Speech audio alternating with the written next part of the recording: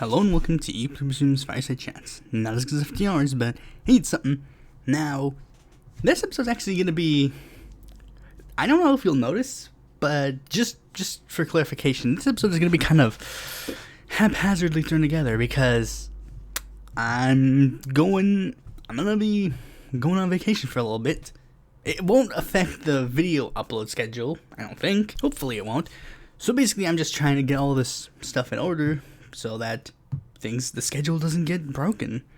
Because I'm a stickler for the video schedule. Right after I record this and then basically put it out, I'm going to go immediately into editing the next episode, which is going to be about the Karl Marx anime that was officially made by the Chinese government. So then I won't have to do, too much editing all of that, when I get back. With that out of the way, let's get right into the news. The first news story is immediately tying in the last episode. Last episode I talked about how that Cuomo got I forget what happened. It was a report from the lieutenant governor. Well, Cuomo's out. He's officially announced that he will resign. I think in 2 weeks, although that was made when the story was officially released. So maybe times have changed, and when this episode comes out, it'll be less time. But basically, Cuomo is officially out. And that is a good thing. I am 100% on board with that idea. Cuomo is gone. Now all that's left is to find someone to replace him. The best bets are Alessandra Biaggi, Bill de Blasio, and Jumaine Williams. That's all I have to say on that part, so let's move on to the next story. The U.S. appeals ruling that blocked Julian Assange's extradition. In Britain, U.S. lawmakers are presenting their case in a preliminary hearing challenging a court's decision to halt the extradition of WikiLeaks founder Julian Assange. He faces up to 175 years in prison in the U.S. under the Espionage Act for publishing classified documents exposing war crimes. So, yeah, that's pretty screwed up. It is legitimately a very bad sign that Julian Assange might get extradited. Believe it or not, Assange cultists, I still support Assange. I made a whole episode about him. I still believe Assange should be freed. That position has not changed. I just hated your stupid, you have to mention Assange by name. I got into a stupid debate with an Assange cultist that was Julian Assange is not a whistleblower, he's a journalist.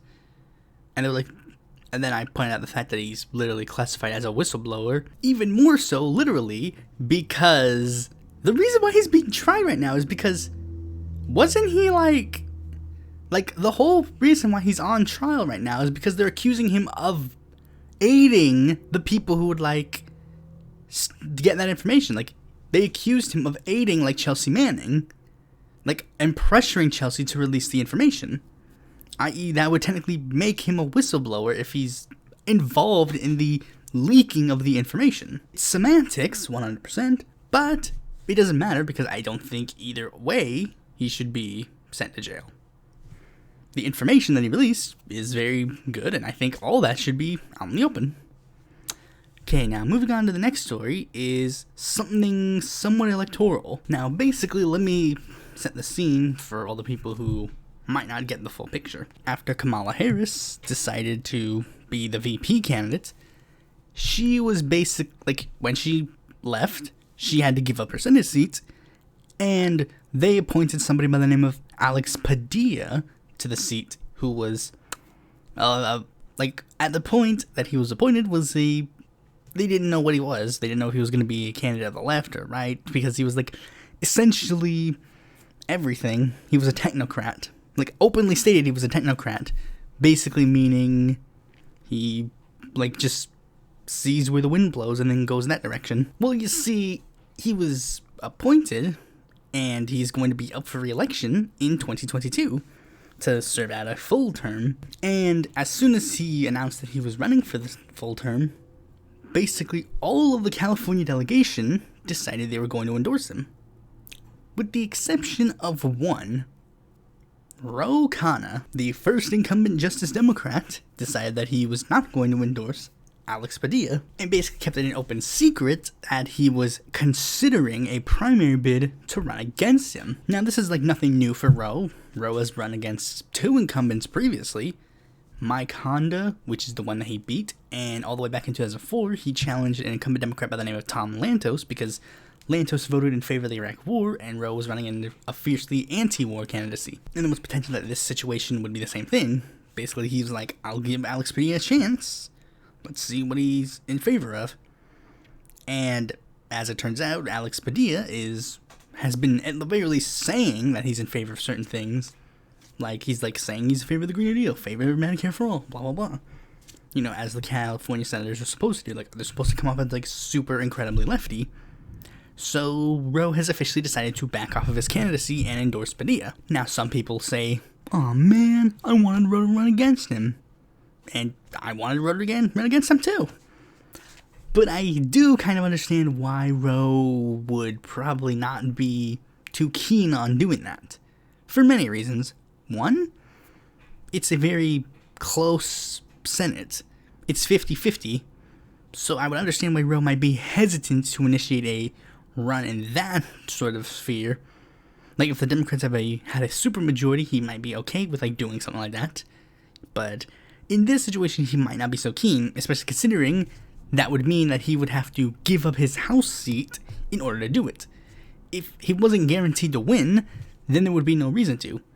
In fact, that's actually the reason why many people were trying to pressure Gavin Newsom to appoint Ro Khanna in the first place, so that we wouldn't have to deal with that sort of stuff already. Now, don't discount Roe, because I don't think we're seeing the last of Ro Khanna. Obviously, he's going to continue being in the House, but I don't think this is going to be, he's just going to be a House member and then done.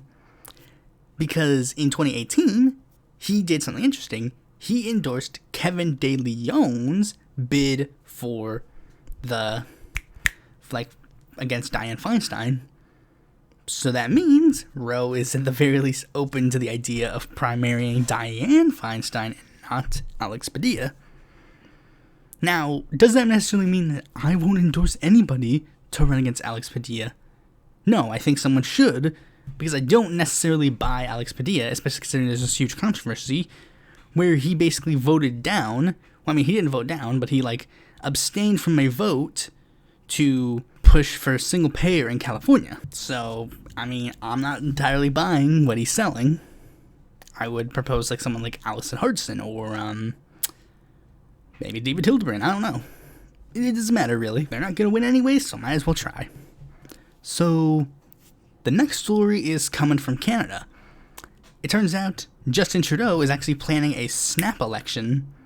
You see, because he currently has a minority government, which means that the Liberal Party in Canada has a minority of seats in the the House of Commons, compared to all the other candidacies, all the other parties combined. And that means he has a minority government. What Trudeau is trying to do is basically grow it to become an outright majority, so that he doesn't have to work with the other parties in order to get things done.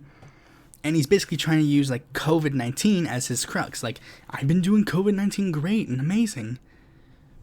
So vote for more me's and then you'll get more COVID-19 goodness.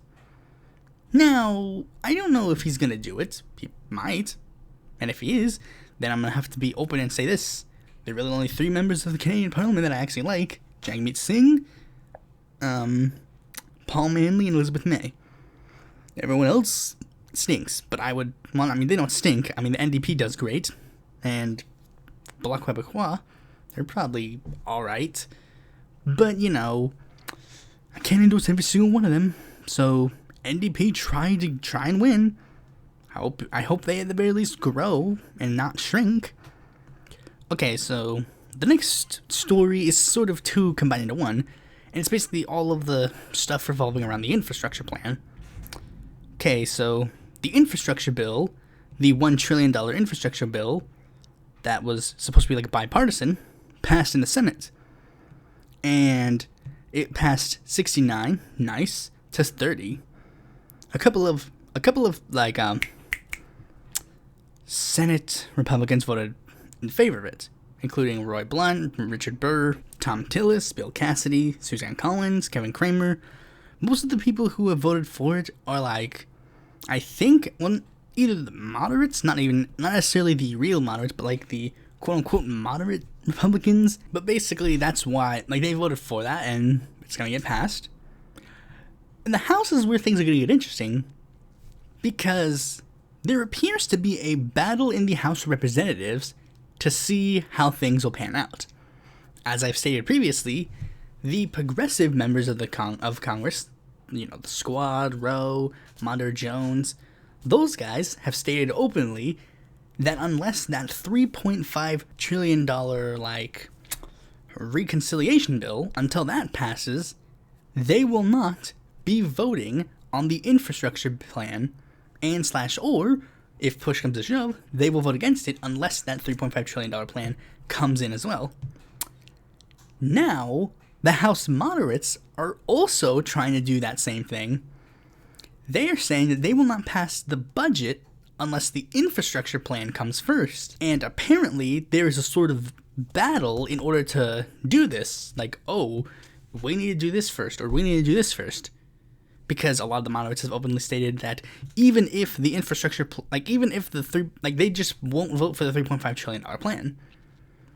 The House Squad members and other members of, the Democratic Party's left wing stated, they will vote for the infrastructure plan if the 3.5 plan. So they're already saying they are going to vote for the infrastructure, but the 3.5 has to come first. Meanwhile, a lot of the House moderates have openly stated that they don't plan on voting on the, plan at all. And I personally say, hey guys, how about this? Vote for both things, and you can get both things. That's amazing, right? So of course, that's not how things pan out. So basically, at this point, it's a game of chicken. Who pulls out first? Surprisingly, all the people who were crying why doesn't the Squad use their leverage to get this must-pass bill passed? Surprisingly, a lot of them aren't talking about this. But, what do you think they do? Care about the issues? Nah, they just need to get AOC the thumbnail and go, gee bad. Okay, so with all that out of the way, let's move on to the main topic of this video.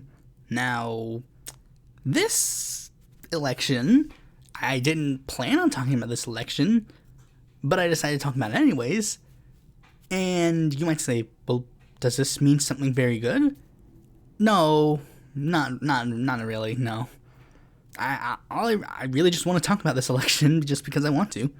It doesn't have any broader implications for the left or any broader implications for I guess maybe it does a little bit, but not in any major sense. This election isn't going to be the election where the left takes over Japan or anything of the sort. This is just mostly because I think it's somewhat interesting. Now, as I said, this episode is about the Japanese elections. Now, let me explain how the Japanese political system works. So, Japan has a unitary parliamentary constitutional monarchy. Now, I might say, well, those are a lot of words. Care to explain? Japan has an emperor, we know that. The emperor is currently Naruhito, but he is more of a figurehead. The actual policies come from their prime minister and their national diet, which is their two legislative bodies. They are elected via parallel voting, basically meaning some seats are awarded proportionally, some seats are awarded first past the post. And much like every other parliamentary system, whoever gets the most seats gets to be the prime minister. Now, Japan, historically, has mostly been under the quote-unquote rule, I guess you could say, of Shinzo Abe. Shinzo Abe was the prime minister for a while, is currently considered the longest-serving prime minister in Japanese history, but he has decided to resign. In 2020, he decided to resign because he was getting ill, and, now Japan is going in a, I guess you could say, new direction. It's basically like if someone was a president for 20 years and then changed. But it's literally like FDR. FDR was president and then he died, and then Harry Truman. The country went in a new direction. Even though it was same party and similar policies, it's still a different direction because the person who was in charge is gone, and Shinzo Abe is currently gone. Not in that morbid way, obviously, but he's currently not in power anymore. And now we'll get into the major players in this race. And, with all these other parliamentary systems, going into the figureheads of the parties is really dull, like, just it's irrelevant. It doesn't really matter what the individual at the top of a party says. What really matters is what the party themselves stand for, because in a parliamentary system, you vote by the party, not necessarily the person of the party. Now, this election is going to be interesting because there are 9 parties that are considered major enough to be pushed, like, to be pointed at as, like, serious contenders for the, like, presidency. Not the presidency, the prime ministership. First, we'll start off with the Liberal Democratic Party. That is the party that Abe used to run. It is the prominent conservative party in Japan. It's sort of like it's a broad center-right to, like, it's just basically the broad right-wing party. There's some far-right elements, and there's some, like, center-right elements. The party is currently led by Yoshihide Suga. Suga is very interesting because he is very obviously just supposed to be Abe too. He's supposed to basically just continue what Abe had done for so long. There is one controversial element of his platform, but I think I'm gonna have to wait until I get into that. You might say, why wait? Why not tell you now? Because one of the other parties has very huge problems with that specific piece of platform. The next party is the Constitutional Democratic Party of Japan. It is the broad center-left party. Now, the weird thing about this is that it's actually been, like, weirdly on and off existing. This is very confusing. Let me explain. The party was originally a merger of, like, a center-left and a center party, but then that coalition broke up. But then, in 2020, a day after that party broke up, they rejoined back together and then created a brand new party, basically keeping the same name. That is partially kind of why they, like, have been mixed. They've been so volatile, and yet they are the prime opposition. It's very interesting. Their candidate for prime minister is Yukio Edano. And basically, as I said, they're basically the opposition party. Like, they want to be the prime opposition to, like, the Liberal Democratic Party. But, of course, you can't veer too far away from that. The next party is Komeito. Komeito is a very interesting party, you see, because, like, when I was looking into this, I was actually very confused because they were really all over the place in regards to their ideology. Their ideology is weird. Like, their political positioning, sometimes they're considered center, sometimes they're considered center-right, sometimes they're considered center-left. But basically the reason why is because they are the only party that I can think of in Japan that has a specific religion based around it. See, you don't necessarily think about that. They are a political party that is tied to a specific religion, Buddhism, more specifically, the Soka Gaikai bench. Their version of Buddhism is based on the teachings of the 13th century Japanese priest, Nichiren. And translating it to politics, they are socially conservative but also incredibly environmentalist. I guess you could say they're sort of like Christian democratic, but for Buddhism. They are not part of the opposition. They instead formed a coalition with the Liberal Democratic Party, which clearly shows which side of the aisle they want to choose to, like, go about it. It's like libertarians joining a coalition with the Republicans. It's like, what would you expect? The person who is their leader, who will be their prime ministerial candidate, will be Natsuo Yamaguchi. The next party is very interesting. It is the Japanese Communist Party. Now, just hearing that might be slightly interesting to hear, but here's another thing you should know about the Japanese Communist Party. The Japanese Communist Party is the largest communist party in the world that is democratically elected. Like, of course, the Chinese Communist Party is way bigger than the Japanese Communist Party, and the Cuban Communist Party is bigger, but that's because in those countries, it's not really a choice to join those parties. But the Japanese Communist Party, they are the largest, not I wouldn't say dictatorial, but not authoritarian In fact, they've actually started drifting away from certain elements that would be very bad. Like, they're not a tanky party. They're communist, yes, but they're also, like, for democracy, and they're aggressively pacifist. Which leads me to the controversial thing that is going to require a lot of explanation, and for those who have no clue about Japan. Now, you see, the thing about Japan is, like many other of the bad guys in World War II, you know, Germany and Italy, Japan feels a lot of remorse for what they did in the war, which is why Article 9 of the Japanese Constitution literally bans war. In Japan, it is literally illegal to have war. And you see, the Liberal Democratic Party wants to get rid of that article from the Constitution. Meanwhile, the Japanese Communist Party is vehemently fighting to keep that law in place. And I think that's very commendable. Another thing about the Japanese Communist Party is that, like I said, they've tried to drift away from bad elements of communism. For example, in 2020, they literally held like a thing where basically their party all came together and adapted their platform to basically shift away from aligning with the Communist Party of China. They have called out China's great power chauvinism and hegemonism as an adverse current to world peace and progress. And this comes after long-standing accusations that the party was like a pawn of the Chinese Communist Party, which is very serious trouble that a lot of parties that would label themselves communist would have, and I think it is actually commendable, because here's what you learn about history.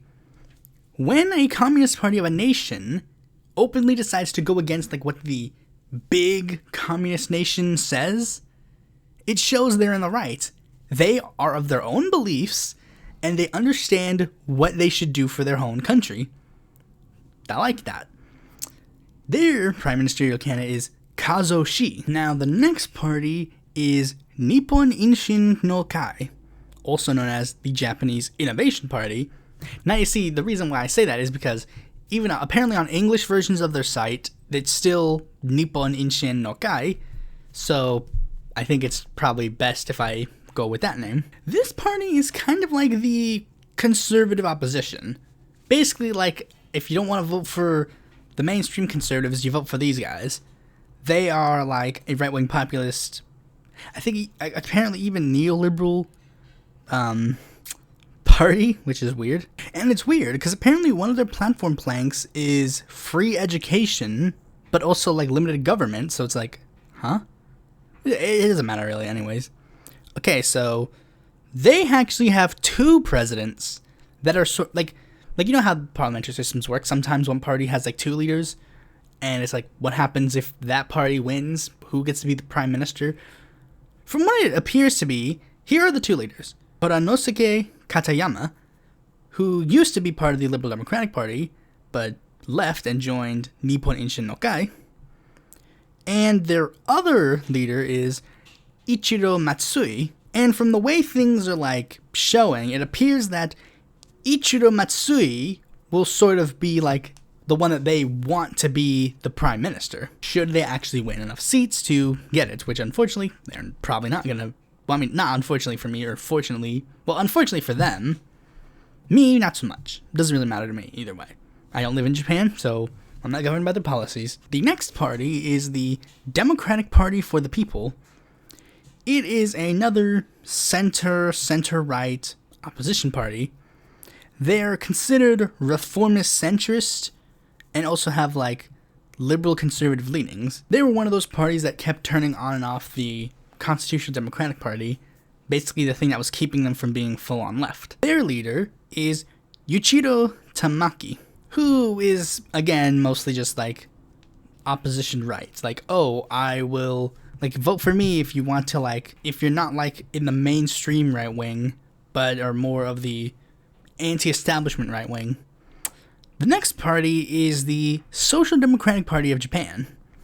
Now, this party is interesting because it used to be the Socialist Party of Japan, but they adapted it and became more of a social democratic leaning party.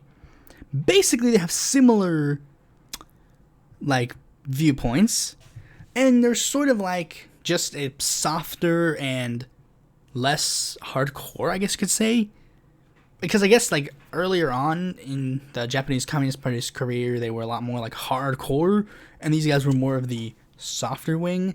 But now the Japanese Communist Party is starting to become more soft, so this party is becoming a lot more obsolete.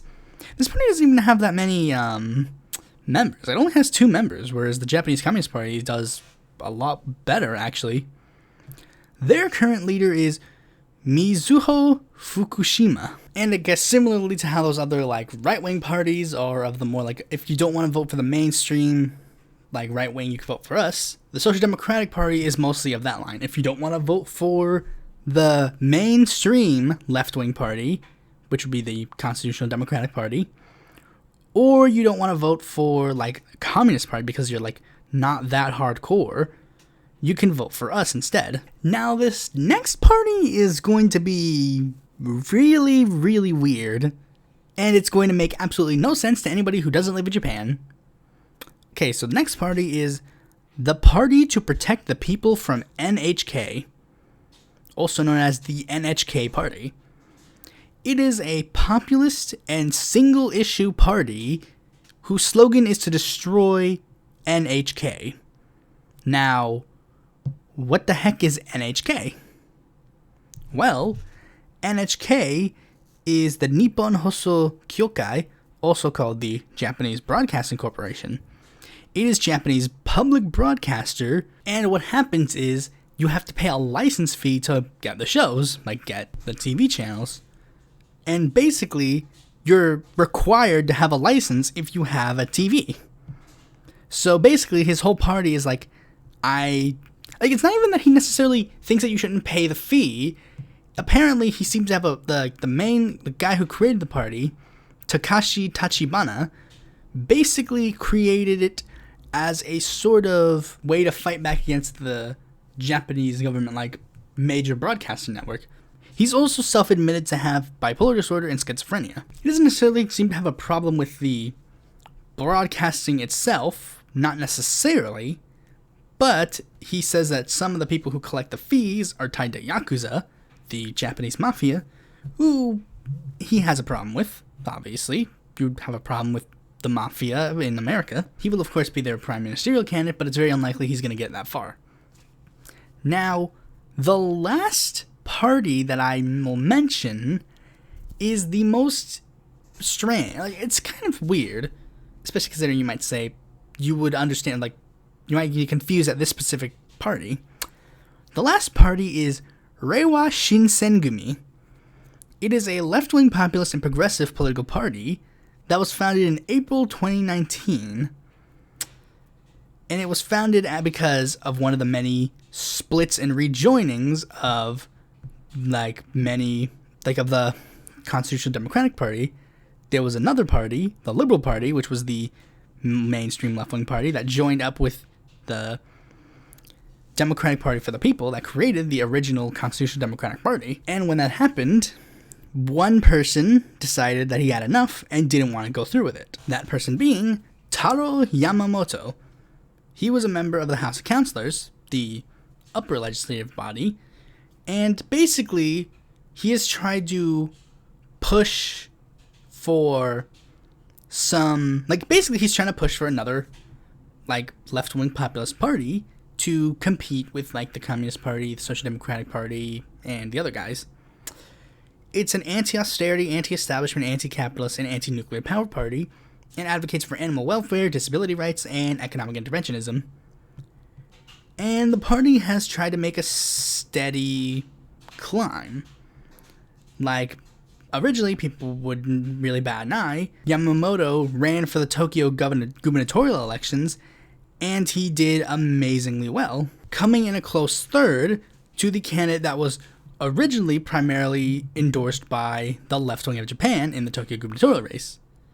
Let me explain the Tokyo gubernatorial race for a little bit. It was basically because the governor of Tokyo was basically just a test to see how well she did at COVID. She was endorsed by a lot of the right-wing parties, and there was a guy by the name of Kenji Utsunomiya, who was endorsed by basically all the left-wing parties, and Taro ran as an alternative, and he did really well. And basically, he's trying to make it so that this party will grow to become the new major party in Japan, basically as a sort of tell of the rise of the anti-establishment left that has been growing ever since the Bernie 2016 election. He has been called basically a mix of AOC and Andrew Yang, because one other policy he's in favor of is universal basic income, but he also basically runs his candidacy as like AOC. Like, I think he literally like copied the AOC model. In fact, I think the party logo is literally supposed to be a ripoff of the AOC logo. You know, the one I'm talking about, like AOC standing at her side and then like the upward font of like Ocasio-Cortez. But again, that's mostly just for like the ideological reasons why I'm talking about this party. Because as of right now, it does not appear that the party is going to do well. In fact, none of the Japanese left-wing parties are going to do well. The way it's looking right now is very simple. It looks like it's just going to be Liberal Democratic Party wins again. The only time they don't win is when the option of no choice wins. And yeah, like I said, this isn't because like the left is going to win in Japan. I don't know. They might. But this is just because I'm very interested in their politics to see how things are panning out. Like I said, it could be an interesting look back, because I mean, like I said, the Japanese Communist Party is doing amazingly well after they basically decided to ditch the Chinese Communist Party's way, and they're doing really well, and I could say this is pretty good. So yeah, don't expect me to say we should support the Japanese Communist Party, or we should support Reiwa Shinsengumi, or we should support the Social Democratic Party of Japan, because all of them they're all really good, and it would be good if they all could just join a coalition or something, but that's not going to happen. That's just realistically not going to happen.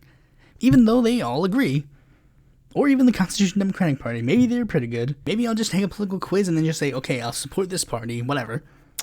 Thanks for watching this video. Be sure to like, comment, subscribe, and click that bell to be notified when a future video of mine comes out.